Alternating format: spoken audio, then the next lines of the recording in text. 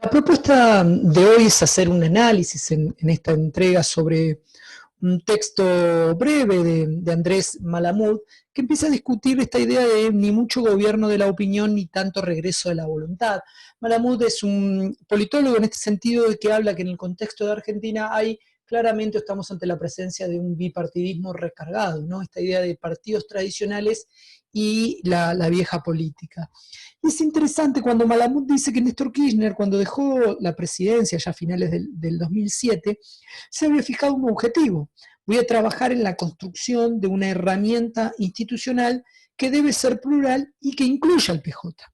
Entonces uno ve que en cierto punto estaba a mitad de camino en un periplo que lo llevaría de regreso desde esa aspirada transversalidad al deplorado pejotismo, ¿no? Y ese círculo se cerró cuando en mayo del año 2008 aceptó presidir el aparato burocratizado que tanto había criticado.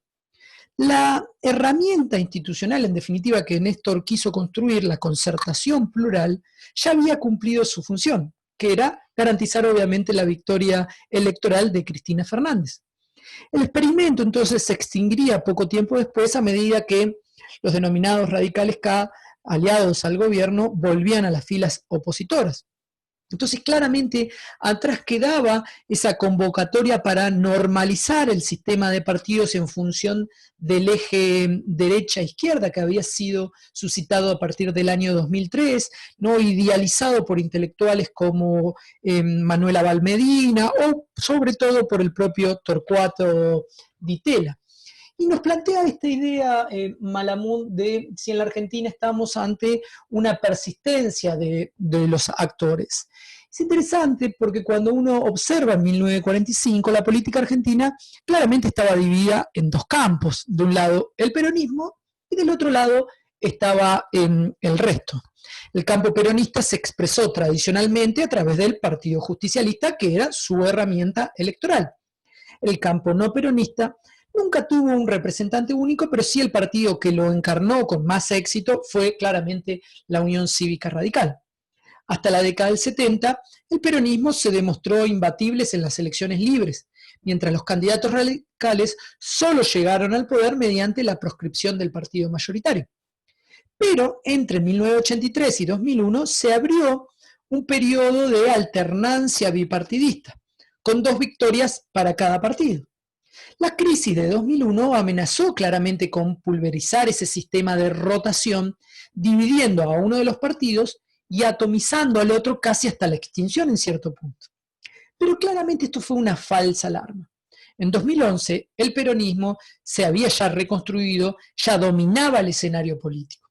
Y el radicalismo, que es verdad, ciertamente lucía más frágil, se mantuvo como una segunda fuerza a nivel parlamentario, provincial, municipal, y empezó a entrar en un proceso de aglutinar a la mayor parte de la oposición para las siguientes elecciones, llegando al gobierno con una alianza con el PRO en el 2015. Es interesante en este punto hablar un poco de estas características de estos dos partidos, ¿sí? El radicalismo presenta fundamentalmente lo que les marco acá tres grandes características, ¿no? La primera es que gobierna claramente y satisfactoriamente, ¿sí?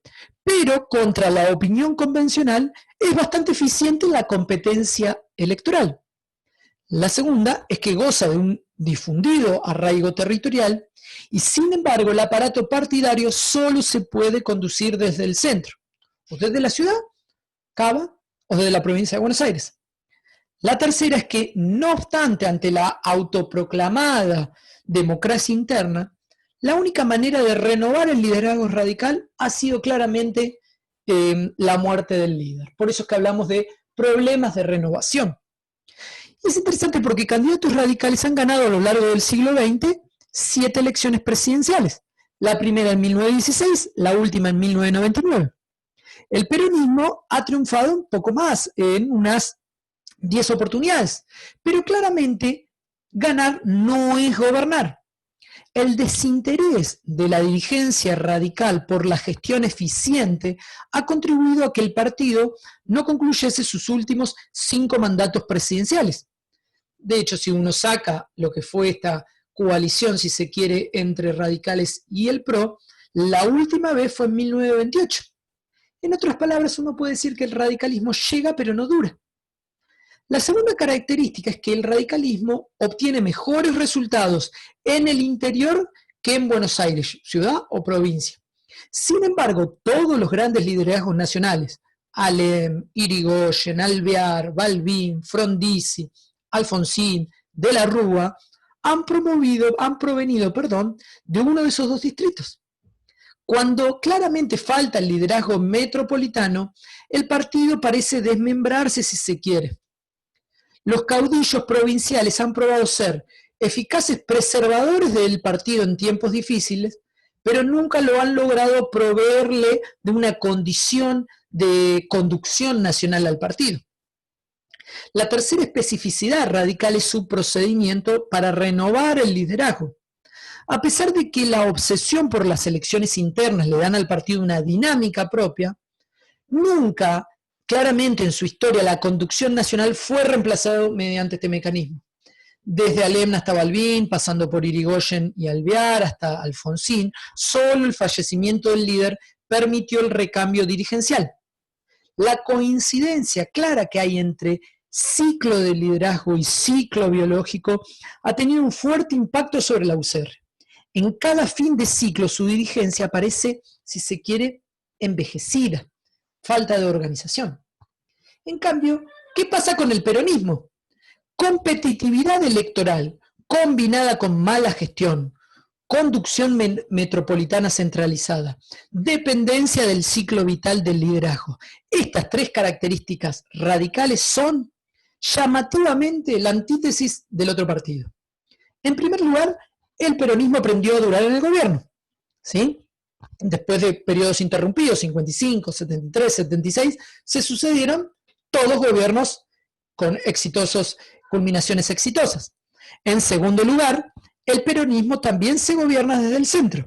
Pero es interesante porque provenir de los márgenes, sean geográficos o incluso partidarios, no es un impedimento para llegar a la cúpula. Tanto Menem como Kirchner eran y fueron gobernadores, si se quiere, rebeldes de provincias pequeñas. No obstante, una vez instalados en la Casa Rosada, ambos consiguieron alinear el PJ detrás de políticas de ruptura con la tradición.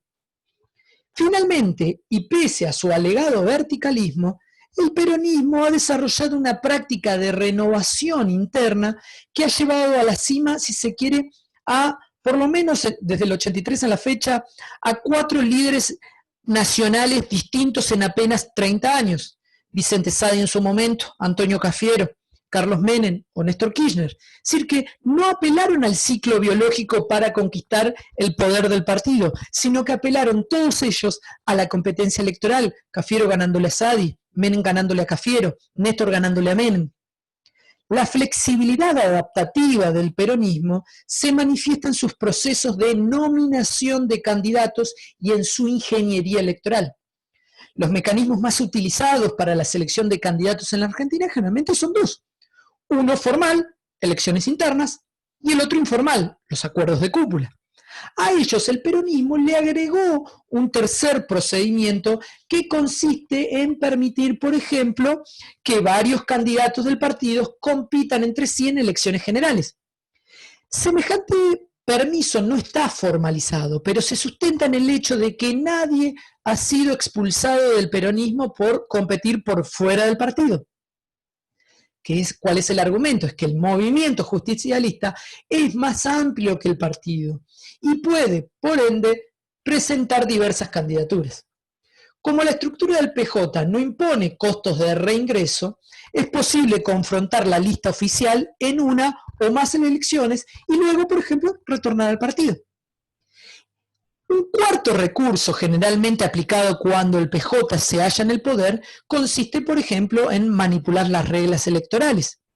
Ley de lemas, reestructuración del calendario electoral para favorecer a ciertos candidatos partidarios en desmedro de otros y frente a los demás partidos. En resumen, uno puede decir que existen 4 formas de selección de candidatos. Informal, desde adentro; formal, desde adentro, internas; informal, desde afuera, división del partido; y formal, desde afuera, manipulación de las reglas electorales. Y el peronismo ha recurrido a todas ellas con resultados favorables. Es así que la fluidez interna del PJ produjo al menos dos consecuencias significativas, por ejemplo, en la década de los 90. Por un lado, permitió la candidatura exitosa de extrapartidarios y su posterior absorción, y por el otro, facilitó los virajes programáticos llevados a cabo durante el gobierno de Menem primero o el de Kirchner más tarde. Y eso fue posible por la tendencia de los caciques peronistas a alinearse detrás de los líderes que ocupan los cargos públicos. Dado que los puestos partidarios son tenidos en baja estima, el control del Estado, en definitiva, significa el control del partido. Es así que el PJ ha sobrevivido, por ejemplo, a golpes militares, ha sobrevivido a la proscripción de su líder, ha sobrevivido a derrotas electorales, ha sobrevivido a catástrofes económicas, así como también ha sobrevivido a dos giros programáticos abruptos y totalmente opuestos entre una década y otra, la década de los 90 y nuestro siglo actual. El arraigo social que permite a mucha gente, en definitiva, ser peronista en lugar de simplemente votar por el peronismo. Combinado esto con un notable grado de flexibilidad institucional, es que resulta una fórmula exitosa para adaptarse, por ejemplo, en tiempos difíciles. Ahora bien, hablamos de la persistencia de los actores, pero para que esto sea posible, evidentemente también tenemos que hablar de una suerte de persistencia sistémica. Es interesante porque en el 2003 Néstor Kirchner llegó a la presidencia, recordemos, con el 22% de los votos. Pero ya en el 2007 Cristina alcanzó el 45% y en el 2011 el 54%. Los números son claros. Salvo en ese último mandato de Cristina, quienes no le votaron siempre fueron mayorías. Y esto no le restó ninguna legitimidad a su mandato, pero muestra que la hegemonía kirchnerista es muchas veces más un temor opositor más que una realidad propiamente electoral. Ahora sí, en el Senado la dominación peronista es mucho más evidente, gozando de mayorías absolutas desde 1989, salvo por el periodo del año 2015. En la Cámara de Diputados el oficialismo normalmente tuvo mayoría durante la gestión de Kirchner, pero la perdió durante un momento con Cristina. ¿Sí? Y es interesante que, en definitiva, considerando que de la resta constituyen generalmente muchos satélites del PJ o de la UCR, resulta claro que no hay una arena donde se asoma un desafío a esa diarquía peronista radical, más allá de la presencia en su momento o actualmente del PRO. Más allá de las instituciones federales, en la política territorial de provincias o de municipios dominan los mismos dos partidos que a nivel nacional. Y el paisaje también es proclive, obviamente, al peronismo. Es interesante, por ejemplo, porque desde 1983, de 164 elecciones para gobernadores, el peronismo conquistó más de 100 y el radicalismo 40. Los demás vienen muy atrás y en general, de todas ellas, la gran mayoría se la llevó el movimiento popular neuquino. En la amplia geografía política argentina, podemos decir que 3 es multitud. Todas las fuerzas que aspiraron a terciar en ese duopolio o a sustituir una de esas patas surgieron de Capital o de la provincia de Buenos Aires, y este es el caso del PRO, pero lo pudo lograr a partir de una alianza con la UCR.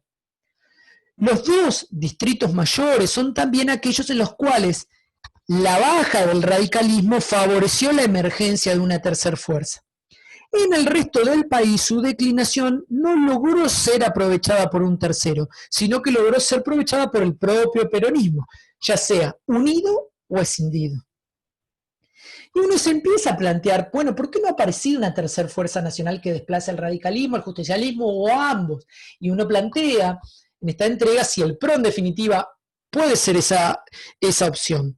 Es interesante porque desde el de regreso a la democracia en 1983 hubieron varios intentos de construcción de opciones electorales que en algún momento amenazaron quebrar ese duopolio, ¿sí? El PI de Oscar Allende, la UCD de Álvaro Alzogaray, el Modín de Aldo Rico, el Frepaso de Chacho Álvarez, que de hecho llega al poder, ¿sí? Acción para la República de Cavallo, el ARI en algún momento de Carrió, Recrear de López Murphy o el propio PRO de Mauricio Macri. Pero además de probables errores de estrategias, también claramente existieron ciertos factores institucionales que explicaron un poco el fracaso de algunos de estos intentos. El sistema electoral limita mucho en Argentina la representación de las minorías debido a la pequeña magnitud de los distritos electorales o muchas veces la sobrerepresentación otorgadas a las provincias menos pobladas o muchas veces a esas provincias con sociedades demasiado tradicionales. Sí que hay claramente un sesgo pro-mayoritario y periférico que resulta potenciado, por ejemplo, por el hecho de que la Cámara de Diputados se renueva por mitades, lo que no acontece en ninguna otra Cámara baja del mundo. El principal efecto es que la Cámara en un momento dado no refleja la distribución de preferencias de la última elección, sino que refleja la preferencia de las dos últimas. Entonces uno podría dar un corolario. La democracia argentina es claramente un cementerio de nuevos partidos y sin reformas institucionales no hay razón para esperar distintos resultados en el futuro. Al contrario, por ejemplo, la implementación de las primarias abiertas, simultáneas y obligatorias, las PASO, ¿sí?, parece haber potenciado incluso aún más ese bipartidismo, al fijar, por ejemplo, un umbral electoral que limita la participación de pequeños partidos en las elecciones generales y sobre todo al aumentar, por ejemplo, la importancia de la fiscalización partidaria de las elecciones. Sí, que en esa idea de tener y la necesidad de tener un cura en cada pueblo, como solía decir Alfonsín, solo dos partidos, solo dos aparatos partidarios están en condiciones de garantizar la efectiva contabilización de sus votos en todo el país. Las provincias, podemos decir, que constituyen la base de poder político, sobre todo para los partidos que detentan las gobernaciones. El control de las carreras partidarias, de los recursos presupuestarios, de los aparatos de fiscalización electoral, garantizan a los líderes provinciales herramientas sumamente poderosas. Las terceras fuerzas nacionales que surgen regularmente en Cava o en el Gran Buenos Aires carecen de esa penetración territorial y por eso muchas veces decimos que se extinguen luego de algunas elecciones prometedoras. Entonces vemos que tanto el PJ como la UCR sobreviven gracias a su arraigo en el interior del país. Sobreviven a lo que el primero suma una mayor flexibilidad adaptativa en definitiva. Peronistas y radicales nunca construyeron organizaciones programáticas. Su arraigo popular se basa en una identificación social antes que en una preferencia ideológica. En el voto peronista predomina un fuerte componente de clase. Los estudios, muchos estudios, muestran que los trabajadores manuales argentinos tienen más lealtad electoral por el partido. La novedad que aportó la década de los 90 con el menemismo fue sumarle a esa base popular el voto de los sectores de la clase alta. Mientras que las de Kirchner consistió en agregarle el apoyo de grupos de clase media que compensaron el alejamiento de los sectores altos. Actualmente uno podría decir que el sistema de partidos argentino aparece descentrado, con caudillos provinciales que controlan los mecanismos de financiamiento político y nominación de sus candidatos y que están en condiciones de manipular paquetes electorales o negociarlos, por ejemplo, con otros caudillos. Por lo tanto, todo parecería indicar que mientras exista el peronismo, seguirá habiendo asimetría entre los principales jugadores, pero que claramente no habrá lugar más para más de dos. Esto me parece interesante, sobre todo teniendo en cuenta en el futuro del PRO dentro de los partidos políticos, dentro del sistema de partidos en la Argentina. Uno podría dar, si se quiere, una serie de conclusiones. Uno podría decir que desde 1946 solo radicales y peronistas ganaron elecciones presidenciales. 2015 la gana un no peronista, un no radical, pero en alianza con otro. Pero únicamente, claramente, los segundos, es decir, los peronistas, aprendieron a culminar sus mandatos. Y sobresalen, si se quiere, dos hipótesis para explicar este fenómeno. La primera sugiere que el peronismo gobierna bien y el radicalismo mal, pero esta es de sentido común. Y la segunda no se centra en la capacidad de gobierno, sino de movilización. Muchas investigaciones muestran que esa nueva inestabilidad presidencial, en el contexto de los presidencialismos latinoamericanos, tienen como factor detonante las denominadas protestas callejeras, que los invito a seguir en otro de los videos que tenemos en este canal. En otras palabras, no basta la incompetencia propia o la conspiración ajena para voltear a un gobierno. Hace falta además que el pueblo salga a la calle.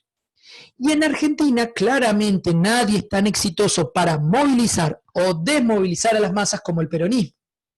Véase si no el contraste entre las dos grandes manifestaciones de las últimas décadas, la que llevó a la caída de la Rúa y la que derivó, por ejemplo, en su momento en la beatificación, si se quiere, de Julio Cobos. La primera es una combinación de piquetes, cacerolazos y saqueos, que fue claramente instrumentada por el peronismo para volver al poder. La segunda, en cambio, como ejemplo, fue provocada por sus propios errores. El desarrollo y el desenlace de ambos procesos resulta incomprensible si no se entiende en cuenta el rol jugado por los líderes nacionales y territoriales del peronismo. El hecho de que de la Rúa cayese y Cristina Kirchner resistiese muestra cuál de los dos tenía como base de apoyo al partido capaz en su control y en esa idea de retomar el control de la calle. Así, la causa de la inestabilidad gubernamental no reside únicamente en las características estatales de los partidos, es decir, buenos o malos administradores, sino sobre todo en las características sociales, buenos o malos movilizadores. Y acá me gusta sí traer en relación, citar a Sartori, no en términos de Sartori, el sistema partidario a nivel presidencial en Argentina puede ser definido como bipartidista en el formato y predominantemente en la mecánica. Solo dos partidos pueden ganar las elecciones, pero uno lo hace con mayor frecuencia. A nivel senatorial, la configuración es marcadamente predominante, con el peronismo en mayoría permanente. En contraste, en la Cámara Baja, en diputados, el sistema es de un pluralismo moderado, dado que las mayorías absolutas son infrecuentes y por lo tanto las coaliciones son necesarias. Ahora sí, en los tres niveles aparece regularmente terceros en disputa, algunos con mayores éxitos o no, pero que vimos que tanto el FREPASO como el PRO pudieron lograr un éxito aliándose a alguno de esos dos partidos, ¿sí? Es claramente tener en cuenta en esta idea, por lo menos en la propuesta, de que la mecánica de la competencia en el sistema de partidos políticos argentinos se ha mantenido bipolar.